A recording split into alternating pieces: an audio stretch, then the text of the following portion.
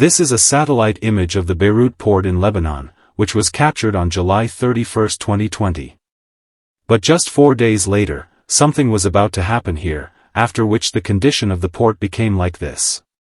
The hangars present at the port are seen in a destroyed state. While at this place, a crater about 135 meters wide, or as large as the length of two Boeing 747s, can be seen.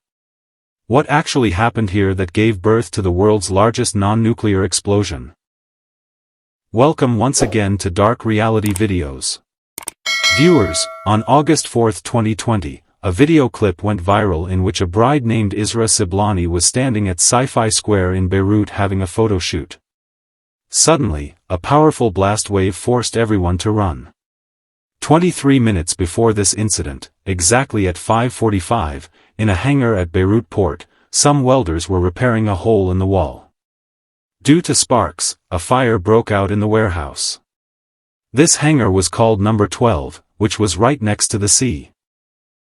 After 10 minutes, at 5:55, a team of 9 firefighters and 1 paramedic staff arrived at the spot. After assessing the fire, they informed the fire chief on radio that something did not feel right, because the fire was getting out of control and strange sounds were coming from it. They had been there for only 12 minutes when at 6:07, a powerful explosion occurred. In videos of this blast, flashes of fireworks along with white smoke can be seen. A consignment of fireworks was stored in Hangar 12, which likely exploded due to the fire. But this was the first explosion, whose intensity was recorded equivalent to 1,500 kilograms TNT blast. Before people could understand what the sound was, after 30 seconds, another explosion occurred which tore apart the entire Beirut. This second explosion was recorded in many cameras, because after the first blast, many people had started filming it. A massive fireball was seen rising into the sky, whose shockwave was faster than the speed of sound. In the second explosion, a white dome was seen that covered a large part of the city. This was actually water vapor formed due to the pressure of the shockwave. After this, a huge cloud of red smoke was seen rising into the sky. Experts say that red smoke is evidence of ammonium nitrate present in the hangar. The intensity of the blast was so high that even 200 kilometers away in Cyprus, people came out of their homes in fear.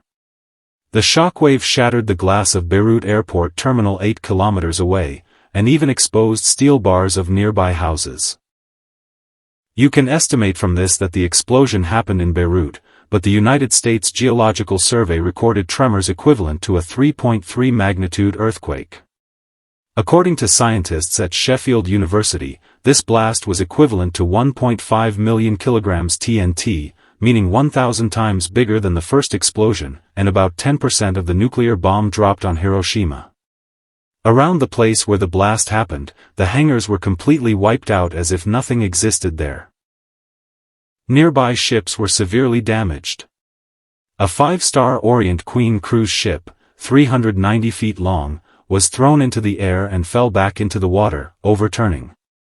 The explosion created a crater 135 meters wide in the ground, which immediately filled with seawater.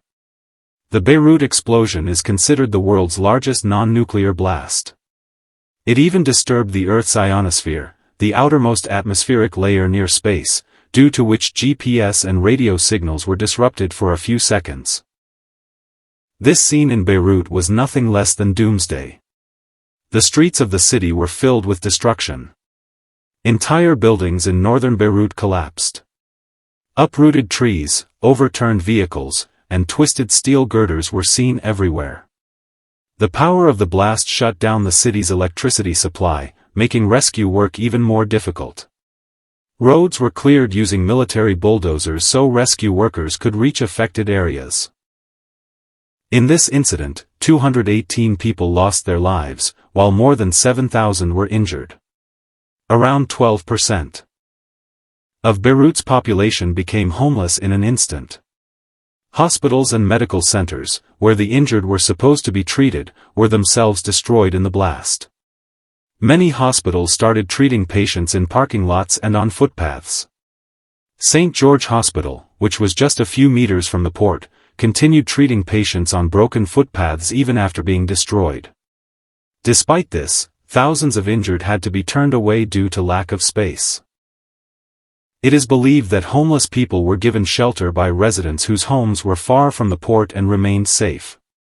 The fire continued burning for 7 hours, and black smoke clouds covered the sky even the next day. The smell of sulfur and burnt rubber lingered in the air for several days. Within a few days, protests erupted across Lebanon. People came out on the streets against government failure, asking one question: what was the real cause of this explosion? According to reports, Hangar 12 was being used to store dangerous chemicals like oil cans, kerosene, and hydrochloric acid, along with 15 tons of fireworks, a disaster waiting to happen. Despite such flammable materials, the warehouse wiring was very poor. There was no smoke alarm system and no sprinkler system. But this was not all. Another dangerous chemical was also stored there: 2,750 tons of ammonium nitrate, which had been stored in plastic bags for 7 years without proper safety. This chemical is often used as fertilizer in agriculture or explosives in mining. It has also been used in several terror attacks. Protesters questioned why such a huge amount of ammonium nitrate was stored near a populated area, and who was responsible. This all started in 2013, when a Russian ship was traveling from Georgia to Mozambique. This merchant vessel named Rosas had been at sea for over a month and had to dock in Beirut due to technical issues. It carried 2,750 tons of ammonium nitrate. But the ship never left Beirut. The captain said the owner was facing financial problems and tried to take additional cargo from Lebanon. However, the load became too heavy, and the crew refused to carry it. The owner stopped paying salaries and port charges. Authorities kept the crew on the ship for 11 months as they had no visa to enter Lebanon. In 2014, the crew was released, but the ship was seized due to unpaid dues. The explosive cargo was confiscated and transferred to Hangar 12, where it remained until the 2020 disaster. During these 6 years, port authorities repeatedly warned government officials through emails, but no action was taken. The first email in 2014 warned that storing such dangerous chemicals at the port was risky, but it received no response. Reports say officials even suggested re-exporting the cargo or selling it to a Lebanese explosives company. The final warning email was sent in 2019, but it was ignored. Even after a hole in the hangar wall increased security risks, no action was taken. It is believed that sparks during the repair of this hole caused the fire that led to the explosions. As of 2025, 5 years have passed, but the real culprits have not been properly punished. Political issues, legal immunity of ministers, and conflicts within the judiciary have repeatedly stalled the investigation. Judge Fadi Sawan was removed after charging high-profile ministers. Later, Judge Tariq Baitar resumed the case, but groups like Hezbollah and Amal opposed him and filed court stays. From 2022 to 2024, the investigation remained halted. In January 2025, after Nawaf Salam became Prime Minister, the case reopened. Reports in May 2025 suggested that Judge Tariq Baitar would announce the final verdict on August 4, 2025, the 5th anniversary of the blast. Even after years, signs of destruction remain in Beirut. At the blast site, an 8-foot statue stands, made from broken glass, twisted metal, and debris.